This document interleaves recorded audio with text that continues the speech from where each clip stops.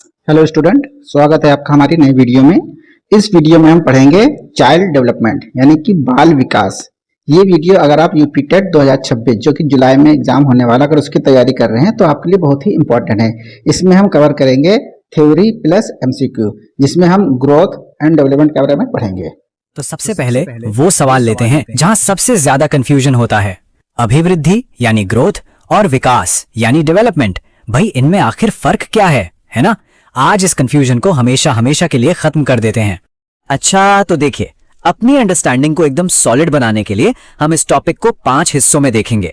सबसे पहले ग्रोथ और डेवलपमेंट के बेसिक्स समझेंगे, फिर दोनों को कंपेयर करेंगे। इसके बाद हम प्रिंसिपल्स ऑफ डेवलपमेंट और इसकी स्टेजेस को देखेंगे, और हाँ, आखिर में एग्जाम के लिए क्विक रिवीजन भी करेंगे। तो चलिए शुरू करते हैं अपने पहले हिस्से से। देखिए, किसी भी कॉन्सेप्ट को समझने के लिए उसकी फाउंडेशन, उसकी नींव को समझना बहुत जरूरी है। तो सबसे पहले यही जानते हैं कि ये अभिवृद्धि या ग्रोथ आखिर है क्या।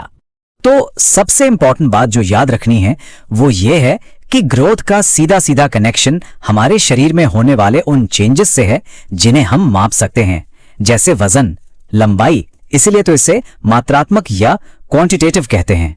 सिंपल। अब जैसे यहां देखिए, वजन का बढ़ना, हाइट का बढ़ना, अरे हमारे बालों और नाखूनों का बढ़ना भी, ये सब के सब अभिवृद्धि के ही एग्जाम्पल्स हैं। क्यों? क्योंकि इन सब को हम इंच टेप से या वेइंग मशीन से डायरेक्टली मेजर कर सकते हैं, है ना? इसे और सिंपल तरीके से समझें तो जैसा कि फ्रैंक ने कहा है, ग्रोथ का मतलब है हमारे बॉडी सेल्स का मल्टीप्लाई होना, उनकी संख्या का बढ़ना। ये एक प्योरली बायोलॉजिकल प्रोसेस है। ठीक है, तो वृद्धि तो समझ आ गया। अब चलते हैं इसके साथ ही विकास की तरफ, और आप देखेंगे कि डेवलपमेंट का जो स्कोप है वो सिर्फ फिजिकल चेंजेस से कहीं कहीं ज्यादा बड़ा है। देखिए, विकास जो है ना वो एक समग्र होता है, मतलब होलिस्टिक। इसका मतलब ये सिर्फ शरीर तक लिमिटेड नहीं है, नहीं, बल्कि इसमें हमारा सोचने का तरीका यानी मेंटल डेवलपमेंट, हमारी फीलिंग्स यानी इमोशनल डेवलपमेंट, और लोगों के साथ हमारे रिलेशनशिप्स यानी सोशल डेवलपमेंट, ये सब कुछ शामिल होता है। ये सब मिलकर किसी इंसान का पूरा विकास करते हैं। हरलॉक की बात से ये कॉन्सेप्ट और भी क्लियर हो जाता है। वो कहते हैं कि डेवलपमेंट सिर्फ चेंज नहीं है, बल्कि ये एक गोल की तरफ बढ़ने वाला एक प्रोग्रेसिव चेंज है।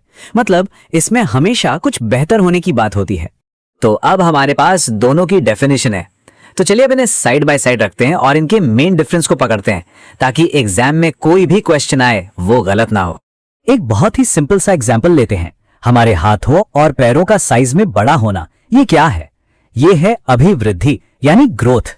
लेकिन उन्हीं हाथों और पैरों को स्किलफुली यूज करना, जैसे चलना, लिखना या खेलना, ये विकास है यानी डेवलपमेंट। समझ आया फर्क?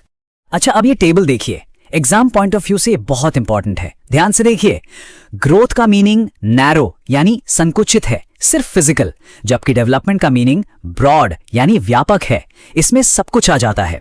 ग्रोथ जो है वो डेवलपमेंट का ही एक छोटा सा हिस्सा है। और सबसे बड़ा फर्क, ग्रोथ क्वांटिटेटिव है जिसे हम मेजर कर सकते हैं, जबकि डेवलपमेंट क्वालिटेटिव है जिसे हम ऑब्जर्व करते हैं, महसूस करते हैं, जैसे किसी की समझदारी का बढ़ना। तो अब हम अंतर तो समझ गए, पर अगला सवाल ये उठता है कि ये डेवलपमेंट होता कैसे है? क्या इसके पीछे कोई रूल्स काम करते हैं? जी हाँ, बिल्कुल, कुछ प्रिंसिपल्स हैं। तो चलिए डेवलपमेंट के इन्हीं फंडामेंटल प्रिंसिपल्स को समझते हैं।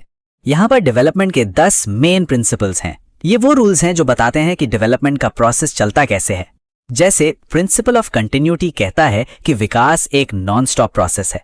प्रिंसिपल ऑफ डिफरेंट रेट बताता है कि हर किसी में विकास की स्पीड अलग अलग होती है। और प्रिंसिपल ऑफ सीक्वेंस के मुताबिक डेवलपमेंट एक फिक्स्ड पैटर्न फॉलो करता है, जैसे बच्चा पहले बैठना सीखेगा, फिर खड़ा होना और फिर चलना। अच्छा, इन प्रिंसिपल्स में से एक बहुत ही इंपॉर्टेंट है दिशा का सिद्धांत यानी प्रिंसिपल ऑफ डायरेक्शन। इसके 2 पार्ट्स हैं। पहला है शिरोपुच्छीय, मतलब डेवलपमेंट सिर से पैर की तरफ होता है। बच्चा पहले अपना सिर संभालना सीखता है, फिर धड़ और फिर पैर। दूसरा है केंद्र से परिधि की ओर, मतलब डेवलपमेंट बॉडी के सेंटर से बाहर की तरफ होता है।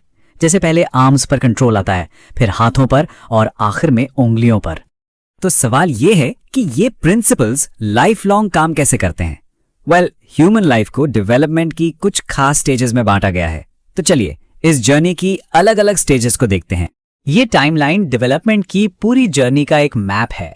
जन्म से 5-6 साल तक शैशवावस्था, फिर 12 साल तक बाल्यावस्था, इसके बाद 18 साल तक, जिसे तूफान और तनाव की अवस्था भी कहते हैं, किशोरावस्था, और फिर प्रौढ़ावस्था। एग्जाम्स के लिए इन स्टेजेस का सीक्वेंस और एज रेंज याद रखना बेहद जरूरी है। चलिए, तो अब तक हमने जो कुछ भी समझा है उसको एग्जाम के लिए 3 सबसे इंपॉर्टेंट पॉइंट्स में क्विकली रिवाइज कर लेते हैं, ताकि सब कुछ दिमाग में बैठ जाए। बस ये 3 बातें याद रखिए और आपका कोई क्वेश्चन गलत नहीं होगा। नंबर 1, ग्रोथ मतलब क्वांटिटी, जिसे मापा जा सके। नंबर 2, डेवलपमेंट मतलब क्वालिटी, जो होलिस्टिक होती है। और नंबर 3, डेवलपमेंट की चारों स्टेजेस का करेक्ट ऑर्डर आपको पता होना चाहिए। और इसी के साथ हमारा ये एनालिसिस यहाँ खत्म होता है। लेकिन जाने से पहले एक सवाल कि कैसे हर स्टेज पर हेरिडिटी यानी वंशानुक्रम और एनवायरनमेंट यानी वातावरण मिलकर किसी के डेवलपमेंट को शेप देते हैं। इस पर जरूर सोचिएगा। आपकी परीक्षा के लिए ढेर सारी शुभकामनाएं।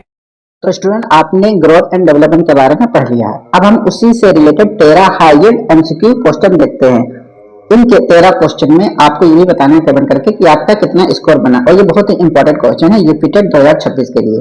तो देखते हैं फर्स्ट क्वेश्चन। लिखा है शरीर के आकार और भार में होने वाले मात्रात्मक यानी कि क्वांटिटेटिव परिवर्तन को क्या कहते हैं। 4 ऑप्शन है, अभिवृद्धि, विकास, परिपक्वता या फिर अधिगम। तो स्टूडेंट, इसका राइट आंसर हो जाएगा ऑप्शन नंबर ए, जिसे कहते हैं अभिवृद्धि यानी कि ग्रोथ। अब यहाँ पे देखिए व्याख्या क्या होगी। शरीर में होने वाली मात्रात्मक वृद्धि, जैसे भार में परिवर्तन या ऊंचाई का बढ़ना, अभिवृद्धि कहलाती है। तो ए ऑप्शन सही होगा। क्वेश्चन नंबर 2, इसमें लिखा है फ्रैंक के अनुसार कोशिकाओं में होने वाली गुणात्मक वृद्धि क्या कहलाती है। ध्यान दीजिएगा, पिछले क्वेश्चन में था मात्रात्मक, इसमें है गुणात्मक।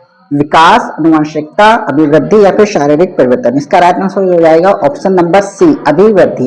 यहाँ व्याख्या लिखिए, ये भी आप देख लीजिए। फ्रैंक ने स्पष्ट किया है कि कोशिकाओं में होने वाली गुणात्मक वृद्धि को अभिवृद्धि कहा जाता है। इसके बाद देखते हैं क्वेश्चन नंबर 3, विकास यानी कि डेवलपमेंट व्यक्ति में होने वाले किस प्रकार के परिवर्तन को दर्शाता है। केवल शारीरिक, समग्र, केवल मानसिक या फिर केवल संवेगात्मक। तो स्टूडेंट, इसका राइट आंसर हो जाएगा समग्र। देखिए, विकास व्यक्ति में होने वाले समग्र परिवर्तन को कहते हैं, जिसमें शारीरिक, मानसिक, संवेगात्मक और सामाजिक विकास शामिल है। तो इस तरीके से ऑप्शन नंबर बी इसका राइट आंसर हो जाएगा। इसके बाद देखते हैं क्वेश्चन नंबर 4। क्वेश्चन नंबर 4 में लिखा है विकास केवल अभिवृद्धि तक सीमित नहीं होता, बल्कि इसमें लक्ष्य की ओर बढ़ने वाला प्रगतिशील परिवर्तन निहित होता है। ये कथन किसका है। 4 ऑप्शन आपके पास हैं, पियाजे, फ्रैंक, वुडवर्थ या फिर हॉरलॉक। तो स्टूडेंट, इसका राइट आंसर जाएगा ऑप्शन नंबर डी, हॉरलॉक। व्याख्या आप देख लीजिए इसका। इसके बाद देखते हैं क्वेश्चन नंबर 5, हाथ पैर का बढ़ना और हाथ पैर का कुशलता से प्रयोग करना क्या दर्शाता है। विकास और अभिवृद्धि, अभिवृद्धि और विकास, दोनों अभिवृद्धि या फिर दोनों विकास। तो स्टूडेंट, इसका राइट आंसर हो जाएगा ऑप्शन नंबर बी। देखिए व्याख्या में क्या लिखा है, अंगों का आकार बढ़ना अभिवृद्धि और उनकी कार्य क्षमता, कुशलता बढ़ना विकास है। इस तरीके से ऑप्शन नंबर बी इसका राइट आंसर हो जाएगा।